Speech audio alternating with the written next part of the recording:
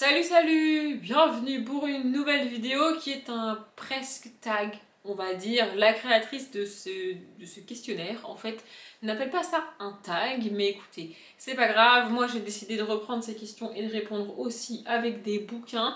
Donc ce sont des questions créées par la personne qui tient la chaîne Les mots de l'imaginaire, je ne sais pas comment elle s'appelle, je suis désolée. Et d'après ce que j'ai compris, elle a créé ces vidéos-là et ces questions-là pendant le confinement de 2020 parce qu'elle était passée à 3 vidéos par semaine et que du coup elle cherchait des idées de vidéos et elle a trouvé cette idée que je trouve génialissime, d'ailleurs j'adore. Je vous remettrai sa vidéo en barre d'infos si jamais, et elle a fait les années 90, les années 70, peut-être même les années 60, je ne sais plus, mais en tout cas elle a fait quand même pas mal d'années. Et c'est cool, elle s'est arrêtée, a priori on n'en aura pas d'autres, mais c'est bien dommage. Là c'est les musiques des années 80. En gros elle a choisi 9 musiques des années 80. Je vous avoue que mon côté un petit peu carré est un petit peu chiffonné par le fait que ce ne soit pas un chiffre rond, mais je m'en suis remise, c'est pas très grave. Donc elle a choisi 9 musiques des années 80, emblématiques pour elle des années 80 et emblématiques surtout de la chanson française. C'est pour ça que je reprends ces tags, enfin ces questions. Si ça avait été des musiques anglophones, je pense que vous savez, j'aurais pas repris ces vidéos là, mais sur la musique française vraiment j'adore, je trouve ça hyper cool. Bref, et donc à chaque chanson elle a associé une idée, des mots en gros, enfin ouais, faut associer un livre à chaque chanson en fonction de ce que la chanson dit et ce que les paroles veulent dire. Donc voilà, il y a 9 livres, on va commencer tout de suite. D'ailleurs ça m'a fait mourir de rire quand j'ai vu la vidéo parce qu'elle explique qu'elle a grandi donc avec ces musiques-là, avec les musiques des années 80, parce que ses parents voulaient pas trop qu'elle écoute les musiques des années 2000, tu vois, par rapport à ce qui était dit dans les musiques des années 2000, tout ça. Et là elle te balance qu'elle écoutait Antisocial de Trust. Je voudrais pas juger ses parents, mais en termes de paroles, je vois pas trop en quoi c'est mieux d'écouter Antisocial que les musiques des années 2000. Enfin, je veux dire, Antisocial, c'est pas non plus... Je dis pas que c'est une mauvaise chanson, j'avoue que c'est pas une musique que j'écoute, c'est une musique que je connais évidemment, mais c'est pas une musique que j'écoute. Mais en termes de paroles, on n'est pas sur quelque chose d'extrêmement, disons, poli et positif. Mais bref, donc là il faut citer un livre qui nous a fait perdre notre sang-froid, qui m'a fait perdre mon sang-froid. Au début je me suis dit que j'allais partir à l'opposé de ce qu'elle a fait. Et puis en fait non. En fait je me suis dit que j'allais présenter un livre qui m'a fait perdre mon sang-froid en mode ça m'a gonflé, ça m'a agacé, ça m'a saoulé au point que je le termine pas. Mais c'est pas ce qu'elle a fait et je me suis dit, j'ai quand même cherché un livre qui m'a fait perdre mon sang-froid et que j'ai terminé. Et j'en ai trouvé un qui m'a prodigieusement gonflé, mais dans le bon sens du terme, bizarrement. C'est Ma raison de vivre de Rebecca Donovan. Ça va faire des reflets parce que le livre est comme ça, je suis désolée. Donc c'est une trilogie et vraiment c'est... Waouh! Ce bouquin aborde un thème très très difficile. Alors un thème pas de l'adolescence. Il se trouve que ça se passe dans l'enfance et à l'adolescence de la jeune fille qu'on suit, mais ça peut arriver à tout âge, ça arrive malheureusement à beaucoup d'enfants et beaucoup d'adolescents quand même, mais c'est pas un thème de l'adolescence, c'est pas un truc que vivent tous les ados, et Dieu merci, mais c'est quelque chose d'extrêmement violent, extrêmement difficile. Vraiment, je viens de voir que derrière c'est marqué à partir de 15 ans, ça veut dire que ce livre n'est pas recommandé à des personnes trop jeunes, parce que vraiment, ce que vit Emma, il me semble qu'elle s'appelle, c'est ça, est très difficile.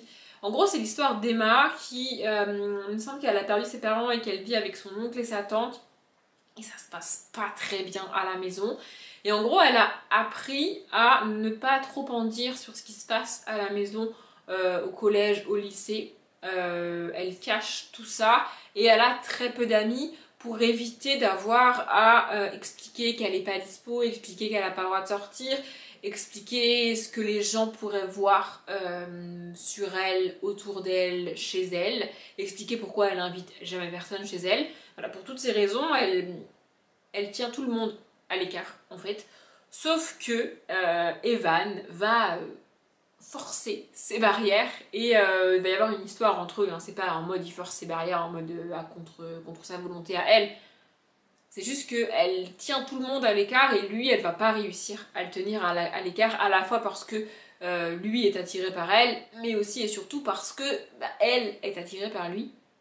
Et donc elle va le laisser presque malgré elle franchir toutes ces barrières. C'est une très belle histoire, c'est vraiment c'est pas une romance adolescente, c'est bien plus que ça. Et j'avoue que j'ai perdu mon sang-froid à plusieurs reprises dans toute la trilogie, c'est quand même pas facile à lire. Voilà. Autant sur Antisocial, j'avais pas vraiment envie de chanter, je dois bien l'avouer, autant sur la deuxième, je pense qu'elle va me rester dans la tête toute la journée maintenant, c'est super. Donc c'est Voyage, Voyage de Désirless. Dans sa vidéo, si vous voulez la regarder, les mots de l'imaginaire chantent un petit peu le début des chansons. Moi je ne le fais pas principalement parce que je n'assume pas, mais je connais Voyage, Voyage très très bien. Hein. Voilà, et donc là il faut un livre qui nous a fait voyager. Ce genre de questions pour moi c'est problématique. Alors je pourrais partir en mode voyager dans un univers de fantasy, dans un truc fantastique, mais je trouve que c'est un peu triché quand même. Et en gros, les deux gros genres les plus représentés dans ma bibliothèque, c'est le fantasy fantastique et la romance. Et c'est pas vraiment des genres qui te font réellement voyager à travers le monde, dans notre monde à nous, tu vois. Le genre principal qui te permet de voyager, c'est le contemporain. Mais moi j'en lis très très très peu, et quand j'en lis, il se trouve que je me suis rendu compte que c'est des contemporains qui se passent en France, pour la plupart. Donc pour ce qui est du voyage, c'est pas trop ça, vous voyez. Mais j'en ai quand même un, j'ai hésité, je me suis dit est-ce que je parle de lui, est-ce que je le cite, est-ce que je le cite pas, puis je me suis dit en même temps j'ai pas grand chose d'autre, alors oui, c'est une romance. Mais question paysage, question grands espaces américains, je n'aurais pas mieux, vraiment. Donc c'est White Man de Jay Cronover. Il y a des petits trucs, faites pas gaffe. Voilà, donc ça se passe dans le Wyoming.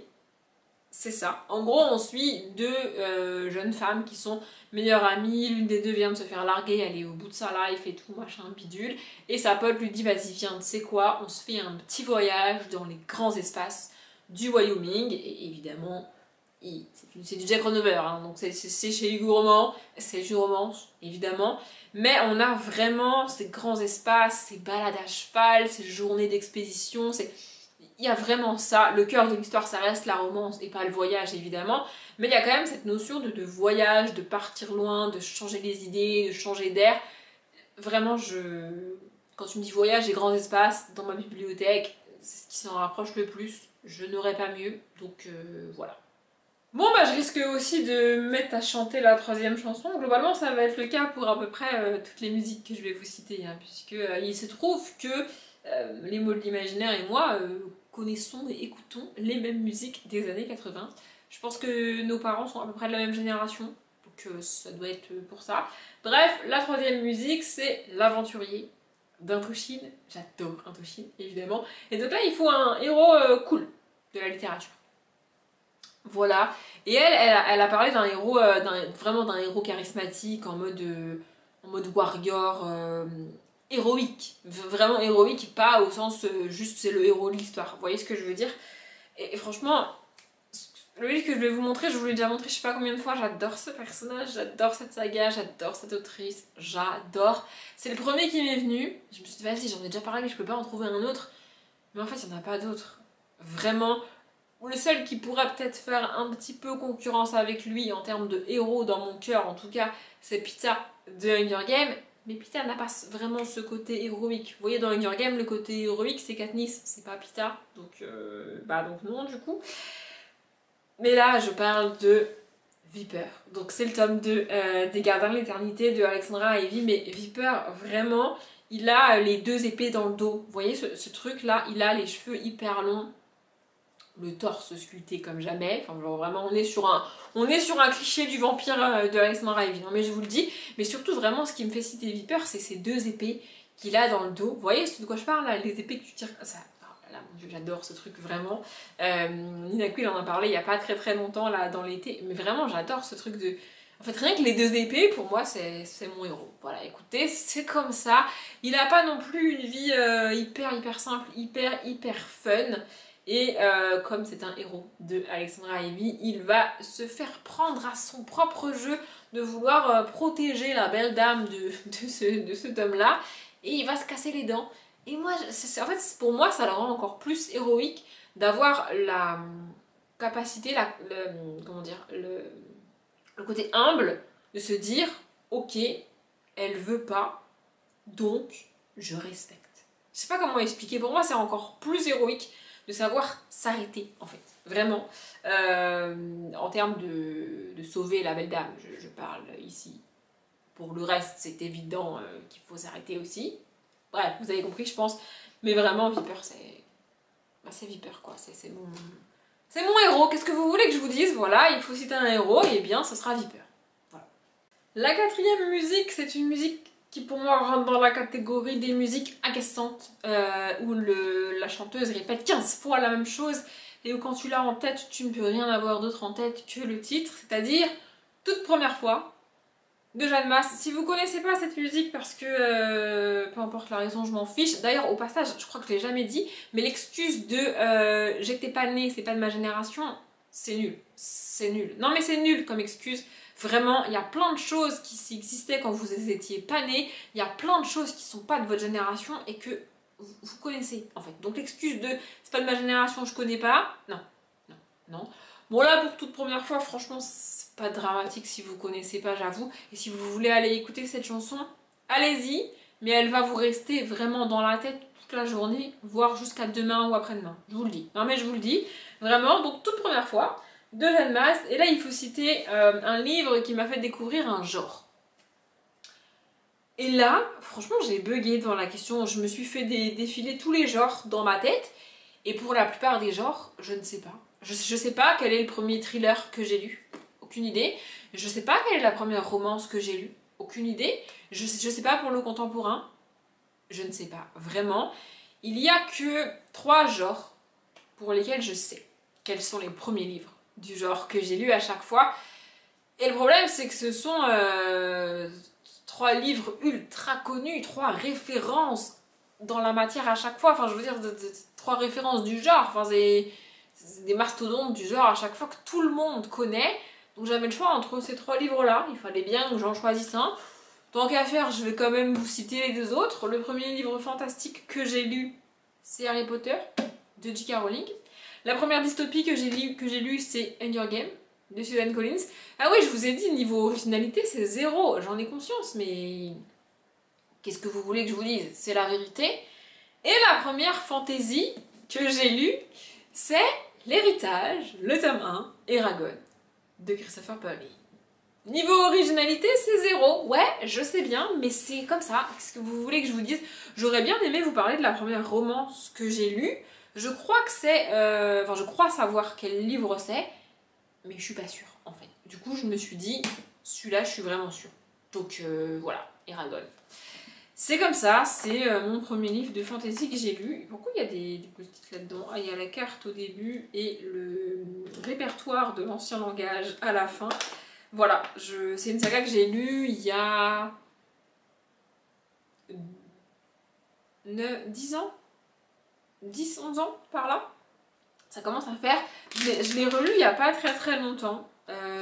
J'avoue, je ne l'ai pas relu entièrement. J'avais relu le tome 1 en entier et le début du tome 2, puis j'avais arrêté. Mais voilà, c'est une saga que j'adore. C'est une saga que je trouve très cool. À la relecture, c'était quand même peut-être un petit peu long, j'avoue. Mais pour découvrir le genre de la fantasy, en tout cas, moi j'avais adoré suivre ce jeune homme qui s'appelle Eragon, qui est orphelin / fils de forgeron, encore une fois niveau originalité, on repassera, qui découvre un œuf sur la crête de là où il habite et qui se retrouve poursuivi par tout le royaume à cause de ce truc-là, alors qu'il a rien demandé à personne. C'est pas une histoire très originale, mais il y a des elfes et tout, il y a de la magie. J'adore cette saga. Quand j'ai vu qu'elle citait toute première fois de Jeanne Masse, je me suis dit c'est fou parce que de Jeanne Masse, c'est pas celle-ci que j'aurais choisie moi, c'est pas celle-ci que j'aurais citée, c'est pas la plus connue, tu vois. La plus connue c'est En rouge et noir de Jeanne Masse, je pense que vous connaissez tous En rouge et noir. Donc là c'est simple, il faut citer un livre, rouge et noir. J'ai un peu cherché dans ma bibliothèque et je sais pas pourquoi, je me suis dit que pour cette question-là, j'allais aller voir dans ma palle. Et j'ai bien fait. Parce que j'ai sorti un livre que j'avais totalement zappé et qu'il est impératif que je cale dans la palle du mois de novembre, puisque c'est Killing November de Adriana Mater. Voilà, c'est le tome 1. Je crois que le tome 2 s'appelle quelque chose October, donc on verra quand est-ce que je le lirai. Mais ouais, ça serait bien que je le cale au mois de novembre, celui-là. Franchement, voilà. Puis alors, rouge et noir. Enfin, on n'est pas trop mal. Je sais pas trop de quoi ça parle. Abscondity est une académie secrète. Il n'y avait pas un nom plus simple pour l'académie secrète? Bref, Abscondity est une académie secrète et ultra élitiste réservée aux enfants des clans, un ordre tentaculaire qui manipule dans l'ombre les destinées du monde. Waouh.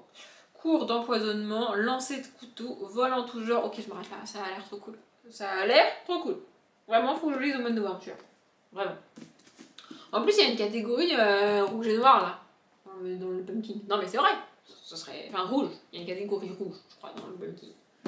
Ça serait bien, vraiment, ça serait bien. Alors la chanson suivante est effectivement, je dois bien le reconnaître, emblématique des années 80. Et quand je vous parlais de musique de pas votre génération et que vous connaissez, et bien celle-ci en est le parfait exemple parce que tout le monde la connaît, alors même que certains n'étaient même pas nés, voire même pas en conception au moment de sa sortie, c'est Les Lacs du Connemara de Michel Sardou. Oui, bah, évidemment, vous connaissez tous cette chanson, évidemment. Donc il n'y a pas d'histoire de j'étais pas née, c'est pas ma génération. C'est ce que je disais tout à l'heure. Alors, je reconnais cette emblématique des années 80, pas de souci, elle a sa place ici. Mais alors, le livre qu'il faut mettre là-dedans, moi j'ai galéré, d'ailleurs j'ai même triché parce que j'en ai pas. Donc il faut un livre qui se passe en Irlande ou en Écosse. Et là, pareil, je lis très très peu de contemporains, donc j'ai pas de contemporains qui se passent en Irlande ou en Écosse. En tout cas, je n'en ai pas trouvé, ni dans les livres que j'ai lus, ni dans ma palle. Voilà, et pour tout ce qui est univers de fantasy fantastique, en général, quand ça se passe en Irlande ou en Écosse, ça veut dire petit peuple, fées, féerie, tout ça. Et c'est pas des trucs que je lis beaucoup. Même dans ma palle, j'ai pas ça. En tout cas, j'ai pas trouvé. Pardon, on a été interrompu, je ne sais plus ce que je disais. Mais en gros, j'ai pas de livre qui se passe en Irlande ou en Écosse. J'ai fait les fins fonds de ma bibliothèque jusqu'à trouver le livre qui se passe le plus près possible de l'Irlande et de l'Écosse, puisqu'on est sur l'île de Guernesey. Alors, c'est pas l'Irlande, techniquement ça appartient au Royaume-Uni, il me semble. Je vous avoue que je suis un peu perdue dans cette histoire de géographie du Royaume-Uni et tout. Mais techniquement, c'est pas l'Irlande, pas l'Écosse. Mais c'est pas loin, ça c'est une petite île pas très loin de l'Irlande et de l'Écosse. En tout cas, j'ai pas plus près. Et dans ce qu'elle a dit, elle a parlé de l'Irlande, de l'Écosse et de cette histoire de petite île autour. Donc je me suis dit que ça passait. Honnêtement, j'ai pas mieux en termes d'Irlande et d'Écosse. Et ça me tenait à cœur de reciter ce livre-là, j'avoue. C'est Le Cercle littéraire des amateurs d'épluchures de patates de Marianne Schaffer et Annie Barrows. J'ai lu ce livre il y a très longtemps et j'adore ce bouquin. Pour la catégorie épistolaire, tout ça, du pumpkin, franchement il est parfait. Si vous l'avez pas lu, il faut le lire, vraiment, il est génial ce bouquin. Et c'est un des rares bouquins qui se passe pendant la Seconde Guerre mondiale, que j'ai lu, que j'ai adoré, que je relirai avec plaisir et que je recommande toujours avec plaisir. J'ai beaucoup de mal avec toutes ces histoires sur la Seconde Guerre mondiale, mais là vraiment j'ai adoré cette histoire. Ce livre est génial. Je l'ai lu il y a très longtemps parce qu'il n'y a même pas de post-it. Je sais même pas si j'en ai parlé en update sur ma chaîne pour vous dire à quel point ça date. Mais vraiment ce livre est génial. J'ai adoré. Donc je vous le recommande. Vraiment. La chanson suivante, c'est Viens boire un petit coup à la maison des Licence 4. Écoutez, les années 80, voilà, à un moment donné, moi non plus j'étais pas née, moi non plus je ne sais pas. Pour le coup, écoutez, c'est comme ça, hein, voilà. Et donc il faut citer un personnage qui aime faire la fête. Et je vous avoue que franchement j'ai galéré de ouf, je voyais pas. Alors faire la fête, boire de l'alcool, je savais pas quoi citer, vraiment. Soit c'est quelque chose que je ne retiens pas et qui ne me... ouais, que j'ai pas retenu, qui m'a pas marqué quand j'ai lu les livres et du coup j'ai pas d'idée. Soit c'est quelque chose qui n'arrive presque pas dans les livres que je lis. Je ne sais pas. En même temps, en général, quelqu'un qui boit beaucoup d'alcool c'est négatif dans les livres et du coup t'aimes pas forcément le personnage. Et donc bah, peut-être que je m'en rappelle pas. Je sais pas. Du coup je suis partie sur faire la fête dans le côté positif, dans le côté cool. Et il y a un personnage qui m'est venu et je me suis dit... vas-y go, on la cite. Donc c'est, attendez je me concentre, Dimitri Temenik dans la saga Le pensionnat de Mademoiselle Géraldine. Ici le tome 1, étiquette et espionnage de Gaël Carriger. Ça fait 15 fois que j'essaye, j'ai réussi à le dire. Bref, donc Dimity c'est la meilleure amie de Sophronia, Sophronia étant le personnage principal. Et on est dans les années, je sais pas, 1800, 1850 par là, vous voyez.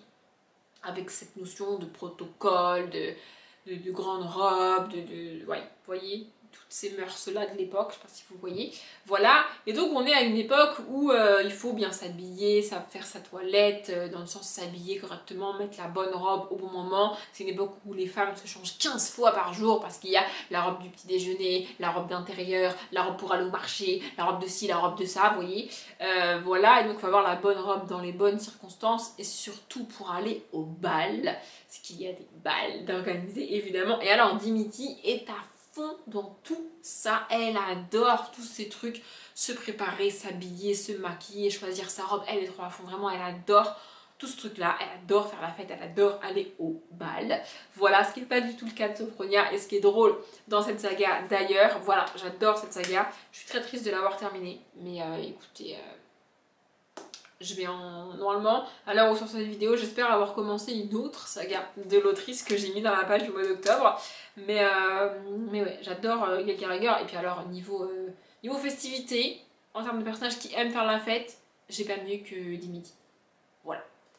Que seraient les années 80 sans Monsieur Jean-Jacques Goldman? Je vous le demande. Encore une fois, pour cette histoire de génération et de j'étais pas né, tout le monde connaît Jean-Jacques Goldman. Tout le monde a chanté sur Jean-Jacques Goldman, donc ça ne marche toujours pas, hein, votre histoire de j'ai été pas né, c'est pas ma génération. Bref, évidemment, du coup, elle a mis une musique de Jean-Jacques Goldman et elle a choisi Quand la musique est bonne. Et là, il faut citer un livre dans lequel la musique est importante. Et celui que je vais vous montrer, c'est le premier qui m'est venu. Alors peut-être que dans ma bibliothèque, il y en a d'autres où la musique est plus importante encore. Mais je me suis dit non, je ne vais même pas chercher, je ne veux rien savoir. Je cite celui-là et c'est tout. Je parle des Brumes de Cendrelune. Ici le tome 1, Le Jardin des âmes, de Dorja Caldera. Ici on suit Verlaine et Céphise qui jouent chacun d'un instrument et qui se rencontrent comme ça, grâce à la musique, qui en fait lui vit au château du roi. Et donc sur le balcon de sa chambre, il sort et il joue d'un instrument, je sais même plus c'est lequel d'ailleurs, je suis désolée. Et elle, dans son quartier malfamé dégueulasse, elle joue du violoncelle, il me semble, ou du violon, un truc comme ça. Tout un truc avec un archer. Voilà. Et quasiment tous les soirs, ils jouent de la musique de l'un à l'autre, enfin d'un bout à l'autre de la ville. Ils se répondent comme ça en musique jusqu'à ce qu'ils se rencontrent vraiment. Et vraiment, la musique a son importance dans leur rencontre, dans leur histoire, dans la construction. Vraiment, c'est... Voilà. Donc je ne pouvais pas citer autre chose. C'est une saga que j'ai adorée, que j'ai trouvé vraiment géniale. J'ai eu un peu de mal de mémoire à lire le tome 3, mais j'ai fini par le terminer il y a un petit moment maintenant. Et voilà. On parle de Dieu ici, on parle de demi-dieu. On parle d'un monde extrêmement totalitaire, d'une ville vraiment, vraiment horrible et d'un roi tyran terrifiant. Mais c'est une saga vraiment géniale, si vous ne l'avez pas encore lue, je vous la conseille. Et enfin, la dernière musique, c'est Un jour j'irai à New York avec toi de Téléphone. J'adore cette musique. C'est pas ma préférée de Téléphone, je dois bien avouer, mais elle est quand même très cool. Et donc là, en fait, dans l'idée, elle aurait bien aimé citer un livre qui se passe à New York, mais elle en avait pas. Du coup, elle a élargi le truc aux États-Unis. Il se trouve que moi, des livres qui se passent aux États-Unis, j'en ai quand même un bon paquet dans ma bibliothèque, de tout ce qui est romance et même young adulte. Contemporain ou pas, j'en ai quand même un paquet des livres qui se passent aux États-Unis. Donc je me suis dit, tant qu'à faire, autant en citer un qui se passe vraiment à New York. Et là, franchement, j'avais le livre parfait. Pour moi, cette saga de livres et cette série télé est emblématique de New York. On connaît tous cette fameuse scène à la gare centrale. Oui, évidemment, je parle de Gossip Girl ici. Le tome 1, ça fait tellement de bien de dire du mal de Cécilie von Ziegesar. Cette saga est probablement extrêmement problématique à tous les niveaux aujourd'hui. La série, en tout cas le pilote de la série l'est, c'est sûr. N'empêche que c'est une série, une saga pour moi emblématique de New York. Enfin, je peux pas citer autre chose ici. c'est pas possible. Et oui, j'ai toute la saga des Gossip Girl dans ma bibliothèque. Écoutez, c'est comme ça, je les ai tous lus. J'ai failli foutre des claques à Blair notamment et à Nate particulièrement plusieurs fois dans la saga, mais je les ai tous lus et je suis contente d'avoir été au bout de la saga. Je les garde parce que c'est un symbole de mon adolescence et encore une fois pour New York je me voyais pas citer autre chose donc voilà.